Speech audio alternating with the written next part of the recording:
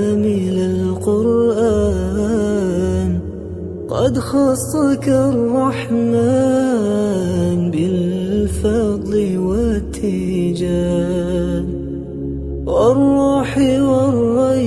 والريحان يا دائم الترتيل للذكر والتنزيل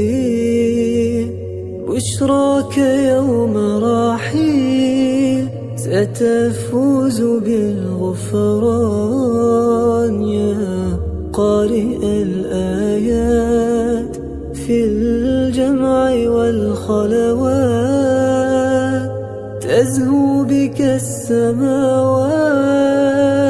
وتنتشي الأكوان